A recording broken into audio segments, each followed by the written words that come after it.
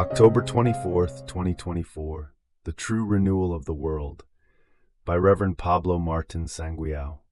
Dear brothers, the world is full of agitation, of 1,000 pieces of news to verify, and even in the church there is a whole ferment, a great deal of discussion and polemicizing, even over very serious matters.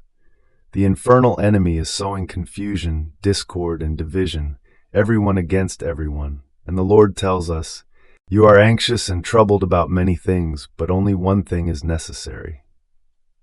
Luke 10:41. Let the dead bury their dead, you go and proclaim the kingdom of God. Luke 9:60. Therefore let us focus on what matters to the Lord and which ultimately is the only true solution to all problems. All things have a cause and an end, a beginning and an end.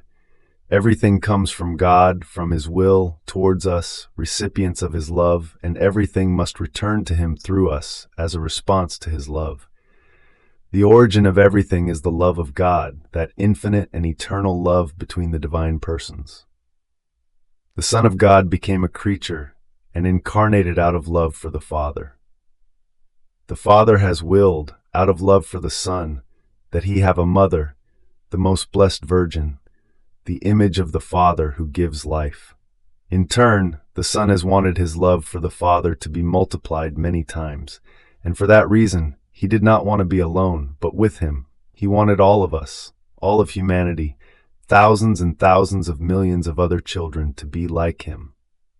That is our origin, why we exist.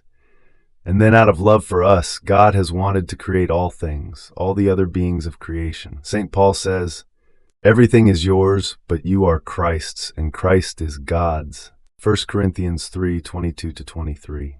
Our existence does not depend on us, but only on God, while our return to God does not depend only on Him, but also on us. St. Augustine says, "He who created you without you will not save you without you." That is the purpose of our existence, and for that reason it should be our purpose in everything we do, in every moment of our life, to return to God with the same love with which we came from God. The purpose of everything, of all things, is to serve us in returning to God. In every moment of our life, we must go to God with thought, with desire, with the purpose for which we do each thing. That is, He gives us everything out of love, and we must give Him our love in everything. Moreover, our small human love must be one single love with His divine love. God only needs to will something to accomplish it when it depends solely on His will. But when it also depends on our will, God desires it, and His desire is fulfilled only when we also will it. The true great tragedy, the true great sorrow is that almost all human beings live as if God did not exist, as if life, and each one's life, had nothing to do with Him, as if it were not He who gives it to us at every moment, only out of His immense love. They live like they are drugged, like sleepwalkers, completely out of reality, immersed in their nightmares. And Jesus, who at every moment desires to present Himself to the Father, bringing us all with Him, presents Himself almost alone, weeping. And the Father says, "And where are my other children? But what has become of them?" Let us remember a very important thing that we have already said, that the divine persons have wanted us to be part of their eternal love, and therefore that we too love with that same love. But the lack of love from almost all creatures has been a sorrow for Jesus that made Him die. Sorrow is love unreciprocated. That sorrow, God could not feel it in His divine nature, which is pure happiness, and so He made use of the human nature of Jesus Christ. He has suffered the entire passion from the first moment of His incarnation, not only on the last day of His life. He has felt all that sorrow throughout His earthly life, and since that lack of love from creatures continues, more than ever, His sorrow remains present. It will end when that void of love is filled with His own divine love on the part of creatures who live in His will. For this reason, Jesus tells Louisa that our return to God is like a long journey, in which we bring all things to God and thus renew the world. He says this in this chapter of Volume 12, Book of Heaven, January 29th, 1919. My beloved daughter, I want to let you know the order of my providence. Over the course of every 2,000 years, I have renewed the world. In the first 2,000, I renewed it with the flood.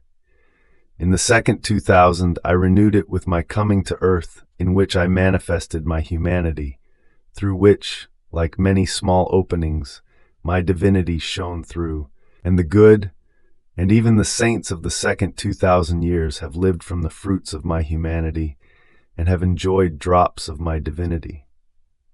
Now we are almost at the end of the third 2,000 years, and there will be a third renewal. That is why there is general disorder.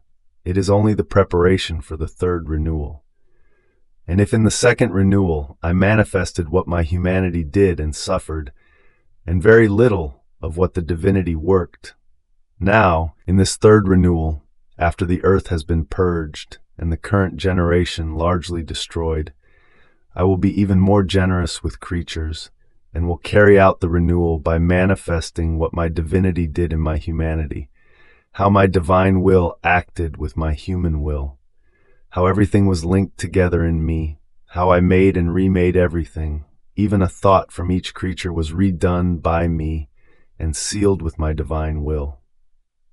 My love wants to be released and wants to make known the excesses that my divinity performed in my humanity in favor of creatures, which far exceed the excesses that my humanity performed outwardly. That is why I often speak to you about living in my will, which I have not revealed to anyone until now. At most, they have known the shadow of my will, the grace, the sweetness that comes with doing it. But to penetrate it, to embrace its immensity, to multiply with me, and, even while on earth, to penetrate into everything, into heaven and into hearts, to leave human ways and act with divine ways, that is not yet known. So much so that it will seem strange to many, and he who does not have his mind open to the light of truth will not understand a bit. But I will gradually make my way, manifesting now one truth, now another of this living in my will, and they will come to understand. How important and necessary it is to always keep in mind the purpose of everything. Everything that happens to us is an opportunity to unite with the Lord and to respond to His love. The purpose of everything is to lead us to perfect communion with Him. That is living and reigning in the divine will. Jesus was the first to live in it. He is the model and wants to teach us how it is done. That is why, in the previously presented chapter, he continues saying, well, the first link, like a chain, that united the true living in my will was my humanity. My humanity, identified with my divinity, swam in the eternal will and went seeking all the acts of creatures to make them its own, to give the Father, on behalf of creatures, a divine glory, and to give all the acts of creatures the value, the love, the kiss of the eternal will. In this eternal will, I saw all the acts of creatures, those that could have been done and were not, and even the good acts poorly done, and I performed the ones not done and redid the poorly done ones. Now those acts not done, done only by me, are held in my will, and I await the creatures who will come to live in my will and repeat in my will what I did. That is why I have chosen you as the second link in union with my humanity, forming one with mine, living in my will, repeating my same acts, because otherwise, on this side, my love would have no relief or glory on the part of creatures of what my divinity did in my humanity, and without the perfect end of creation, which must be contained and perfected in my will. It would be as if I had poured out all my blood and suffered so much, and no one had known it. Who would have loved me? What heart would have been moved? None, and therefore in none would I have had the fruits and the glory of redemption. And I, interrupting Jesus, said to him, my love, if this living in the divine will has so much good, why did you not reveal it earlier? And he said, my daughter, before I had to make known what my humanity did and suffered outwardly, to prepare minds to understand what my divinity did inwardly. The creature is incapable of comprehending all my works at once. That is why I reveal myself little by little. Then, to your link of union with me, other links from creatures will be added, and I will have a multitude of souls who, living in my will redo all the acts of creatures, and I will have the glory of so many acts suspended, done only by me, also done by creatures, and these from all kinds, virgins, priests, laity, according to their own office. They will no longer act in a human way, but by penetrating into my will, their acts will be multiplied for all in an entirely divine way. And on the part of creatures, I will have the divine glory of so many sacraments received and administered in a human way, of others profaned, of others soiled by interest, of so many good works in which I am more dishonored than honored. I sigh for that time, and you ask for it, and sigh for it with me, and do not separate your link of union from mine, beginning with you as the first. Jesus wants to give us his way of thinking, feeling, acting, loving, and if necessary also suffering. He wants to give us his tastes, his goods, his joy and happiness, his glory. He wants us to do with him what he did on earth, repairing and substituting the life of everyone and everything. He wants us with him in the heart of the Divine Father.